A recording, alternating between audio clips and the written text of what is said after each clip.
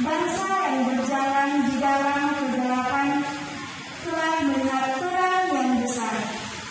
Terang yang bersinar atas mereka yang diam di daerah gelap gulita.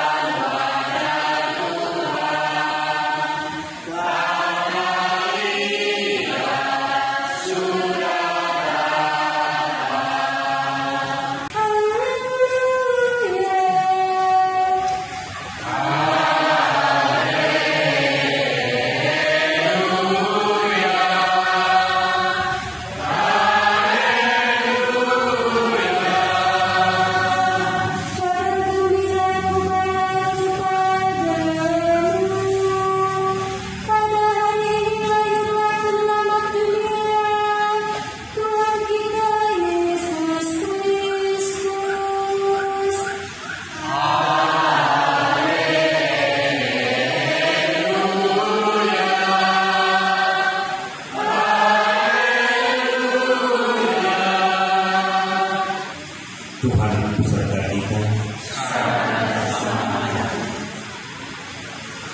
Inilah Injil Tuhan Yesus Kristus menurut Santo Lukas.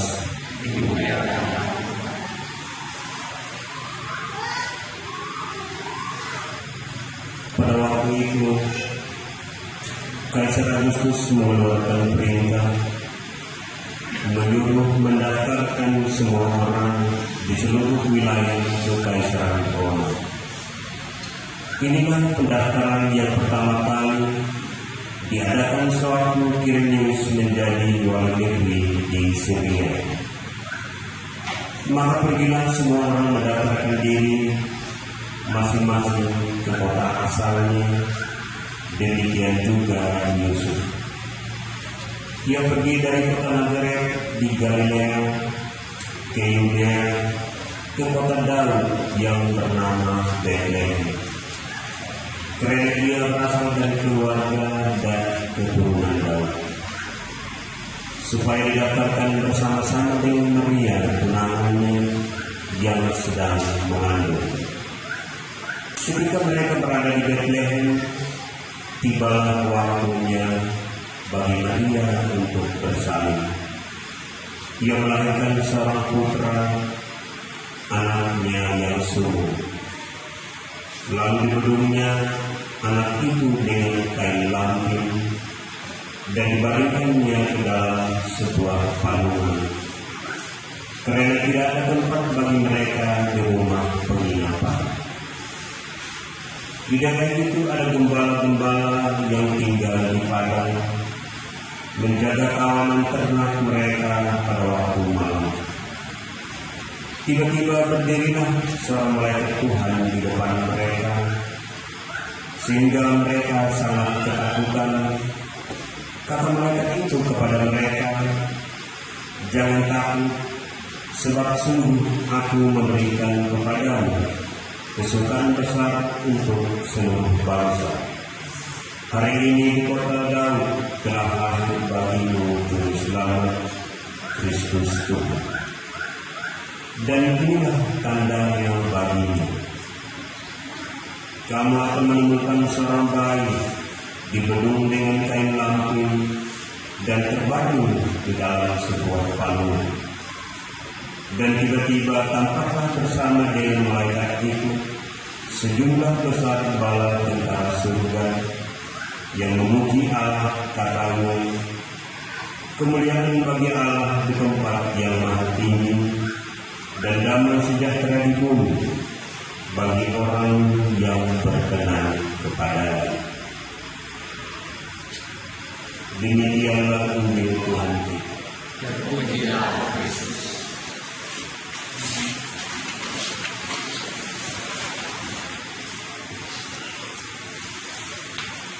Bapak Ibu Saudara yang terkasih dalam nama Tuhan kita Yesus Kristus, selamat hari Natal.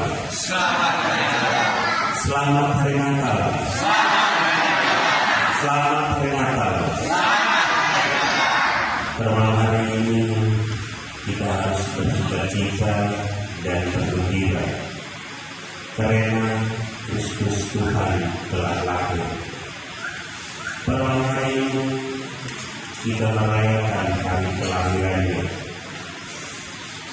Tetapi yang lebih utama yang perlu kita tahu adalah kedatangannya yang kedua kali. Kita harus menyambut kedatangan yang kedua kali seperti kita bersukacita dulu. Pada malam hari ini kita juga diajak untuk mengetahui bahwa kita sedang merayakan penjelmaan Allah. Allah menjelma dalam diri seorang manusia, yaitu Yesus, yang hadir di dunia ini, yang lahir lewat seorang ibu, seorang perempuan, yaitu Maria. Allah datang ke dunia ini menjelma menjadi seorang manusia. Yesus adalah sungguh-sungguh Allah dan sungguh-sungguh manusia. Yesus sungguh-sungguh manusia, maka Yesus mengetahui setiap hati manusia. Dalamnya laut bisa diduga, dalamnya hati seseorang siapapun tidak dapat mendugai, walaupun itu istrinya, walaupun itu suaminya, walaupun itu anaknya. Hanya Tuhanlah yang menduga setiap hati manusia. Bapak Ibu Saudara yang terkasih, kita sebagai warga negara Indonesia, kita tahu situasi dan keadaan di dalam bangsa kita. Di dalam bangsa kita, dalam kepemimpinan kita, sangat mencintai rakyatnya. Ada banyak pihak yang merasakan kasih itu. Ada banyak pihak yang tidak merasakan itu. Maka muncullah berbagai macam hal mengatakan beginilah, begitulah, beginilah, begitulah, menyamakan satu sama lain. Kita perlu tahu hal ini, bahwa kita umat Katolik dahulu juga situasi seperti ini pernah dialami oleh bangsa Israel. Dalam kehidupan kita sebagai warga negara Indonesia, kita mengetahui apa yang dikatakan. Kadang-kadang jika saya mendapat bantuan dari pemerintah, senang saya, dan pasti saya memuji-muji. Tetapi kalau saya sedikit saja besok bagian saya lagi dan tidak mendapat, itu saya sudah mengumpat, sudah mempersalahkan. Berarti kita tidak tahu bersyukur dan berterima kasih. Hal yang membuat seperti ini terjadi juga pada waktu itu oleh bangsa Israel. Kasih Allah yang begitu besar terhadap bangsa Israel membebaskan mereka dari perbudakan di Mesir. Mereka dibawa menyeberang laut Merah, ditempatkan di padang gurun selama 40 tahun. Makanan mereka adalah mana. Kita saja makan sayur kangkung baru 1-2 kali sudah bosan. sudah mengumpat makan mana selama 40 tahun yang dialami oleh umat Israel pada waktu itu di padang bukit. Mengumpat kepada Allah bahwa Allah tidak mengasihi mereka. Bapak Ibu saudara terkasih, situasi seperti ini bangsa Israel merasakan dirinya hidup dalam kegelapan dan penderitaan. Penyebab penderitaan mereka ini tak lain adalah karena mereka dipimpin oleh raja yang tidak menaruh kepercayaan kepada Tuhan. Akibatnya bangsa Israel sering mendapat serangan dari bangsa-bangsa lain, terutama Asyur, yang kemudian mereka menjadi jajahan dan tawanan dengan pembuang ke Babel. Cerita ini menunjukkan kepada kita bahwa tinggalkan bangsa Israel yang tidak taat kepada Allah, akhirnya Allah mencintai mereka dengan mengirimkan mereka ke Mesir di tangan Nebukadnezar untuk dijajah mereka dijadikan sebagai Tuhan. Allah mendidik seseorang bukan dengan hal-hal membuat dia langsung bahagia, tetapi Allah mendidik seseorang membuatnya dengan menderita. Dengan menderita supaya dia tahu apa arti penderitaan itu dan untuk menutup pintu hatinya supaya bagaimana dia mau berubah. Itulah cara Allah yang melakukannya kepada bangsa Israel pada waktu itu. Namun melalui Nabi Yesaya Tuhan menjanjikan keselamatan, kebebasan bagi bangsa Israel yang sedang berada keterpurukan dan yang hidup dalam jurang kenistaan, hidup dalam perbudakan sangat menderita. Kupu-kupu kita dahulu dijajah oleh Jepang, Belanda. Sering mereka bertanya di masa penjajahan itu diperlakukan seperti apa. Nah, umat Israel bila penjajahan Nebukadnezar di Mesir itu sesuatu hal yang sangat menyiksa mereka. Malam ini adalah malam sukacita, karena semua bangsa melihat terang yang besar.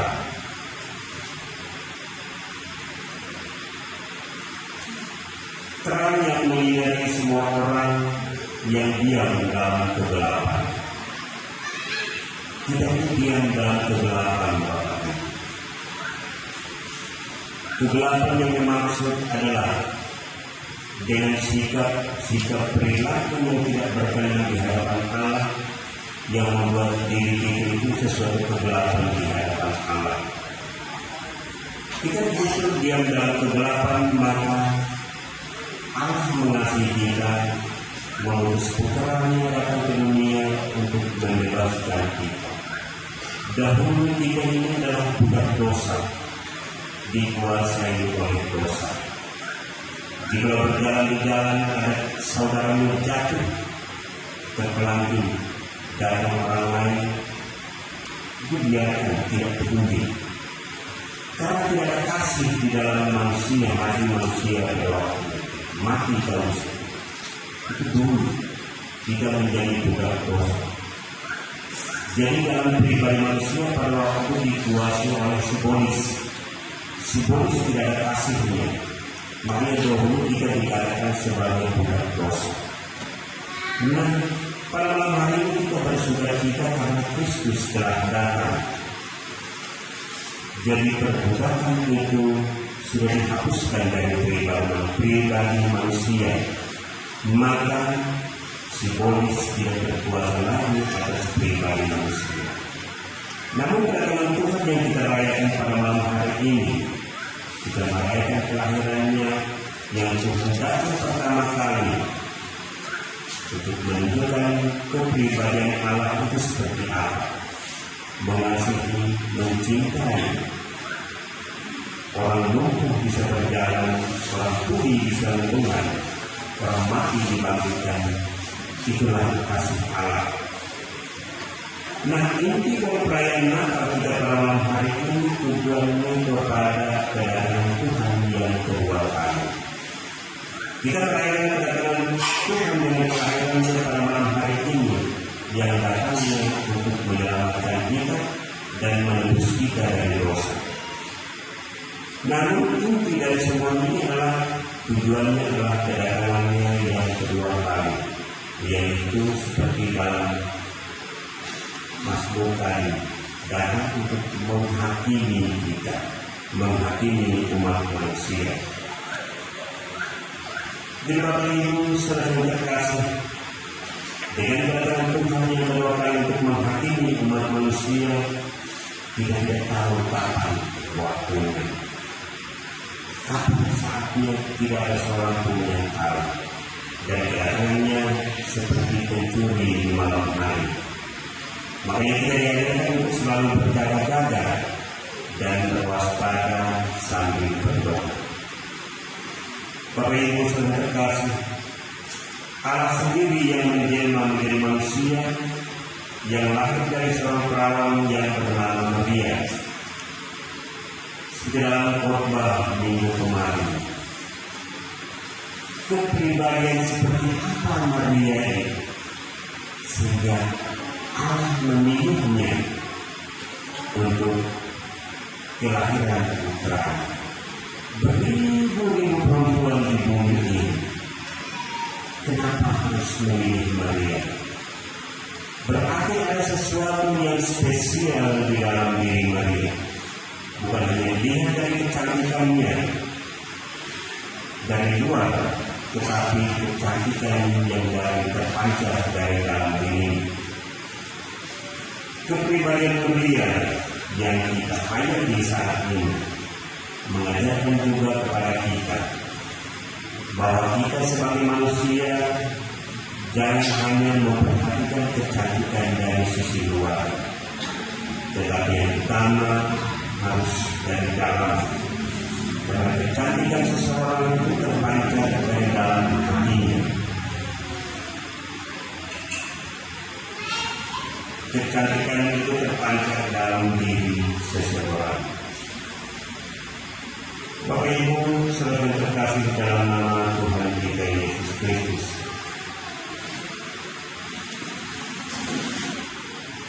semua bangsa adalah ciptaannya, dan begitu semua bangsa mengalami keterpurukan, penderitaan dan hidup dalam dosa. Maka semua bangsa diselamatkannya. Yesaya menyebut sangkar ini adalah penasihat Allah, Allah yang perkasa, Bapa yang kekal, Raja damai. Sangkar ini akan memerintah dengan aktif dan benar. Kelahiran dan kehadirannya sangat dirindukan, agar penderitaan penindasan tidak ada lagi, dan dosa-dosa umat dapat dihapuskan. Hingga saat ini, baik sebagai bangsa maupun sebagai umat yang percaya kepadanya, tidak jauh beda dengan situasi yang dihadapi oleh umat Israel pada waktu itu. Hidup dalam penderitaan, penindasan dan dosa. Penderitaan penindasan yang kita alami tidak hanya datang dari luar, tetapi datang dari diri kita sendiri. Karena ketidakyakinan kita akan penyelenggaraan Allah. Penderitaan itu bukan datang dari luar, tetapi penderitaan itu datang dari dirinya sendiri, diri kita sendiri. Karena ketidakyakinan kita kepada Allah. Berdoa, minta, tetapi hatinya mengatakan tidak, dalam hati ragu-ragu. Ya Tuhan, tolonglah saya sedang menjalankan usaha saya ini. Tolonglah. Tetapi hatinya mengatakan, dikabulkan tidak ya. Inilah yang dikatakan permintaan kita kepada Tuhan dengan jujur, tetapi hati kita mengatakan tidak, yaitu ragu-ragu. Bapak Ibu saudara kasih, Tuhan mendengarkan setiap doa dan permohonan kita. Hanya saja ada penghalang dalam diri kita dengan ketidakyakinan kita. kini telah lahir Kristus, yakinlah bahwa segala sesuatu akan mungkin di hadapan Allah. Kita saat ini baik sebagai bangsa maupun sebagai umat yang percaya kepadanya. Kita adalah umat yang percaya kepada Kristus. Kristus adalah sulung dari antara sulung. Kristus sulung bagi kita adalah pengikutnya. Maka jangan seolah-olah kita berada di hadapan Tuhan. Dalam arti jangan seolah-olah kita bersikap seperti Tuhan, mau menghakimi sesama, mau mengatakan sesama begini. Jangan. Kita sesama manusia hanya untuk menasihati dan saling mendoakan satu sama lain. Kita tidak diajarkan untuk menghakimi satu sama lain. Yang rajin ke gereja, jangan. Tidak rajin ke gereja, jangan menghakimi. Cukup berdoa kepada Tuhan. Ya Tuhan, hamba mohon dengan rendah hati, kiranya bapak saya rajin ke gereja. Kiranya ibu saya rajin ke gereja. Itu yang perlu. Bapak ibu saudara terkasih, bagi mungkin yang tidak pernah ke gereja, karena Tuhan selalu membimbing kita, selalu menasihati kita walaupun kita tidak mendengar firman Tuhan di gereja. Karena Tuhan hadir dalam peribadi anak-anak kita, walaupun masih kecil segini, tiba-tiba mengatakan, Bapak ke gereja kita. Sadarlah, karena Tuhan memakai mereka untuk mengatakan hal itu kepada kita. Karena bapak-bapak yang tidak kalau masih kecil apa tahu, karena yang kita hadapi dengan hal itu. Tetapi perlu kita menyadari bahwa Tuhan menasihati kita dalam berbagai hal. Kadang melalui anak kita, kadang melalui orang-orang di sekitar kita. Jadi, kenapa? Karena Tuhan sayang kepada kita. Kita adalah ciptaan Tuhan tidak menghendaki agar kita binasa. Makanya selalu mendidik kita, menuntut kita untuk kembali ke hadapannya, menuntut kita dalam hal apapun, anak kita, tetangga kita, sesama anggota gereja. Kita perlu menyadari akan hal itu. Bapak Ibu saudara terkasih dalam nama Tuhan Yesus Kristus, kita beringat sendiri atas hidup kita tanpa mendasarkannya pada kehendak Allah. Kita mengandalkan kekuatan kita, kekuatan duniawi, tanpa menyadari bahwa setiap usaha pekerjaan kita keluarga kita itu Allah menyertai kita. Sadarlah, sehat kita berarti Allah mengajari kita sehingga sehat. Ada rezeki dalam berbagai macam hal. Kita syukuri bahwa adanya Allah mengasihi. Kenapa sih kita tidak mau taat kepada Allah? Bukan berat di gereja, berdoa, berkumpul bersama di gereja, itulah yang dikehendaki oleh Allah. Allah tidak meminta kita harus bayar sekian juta, tidak ada.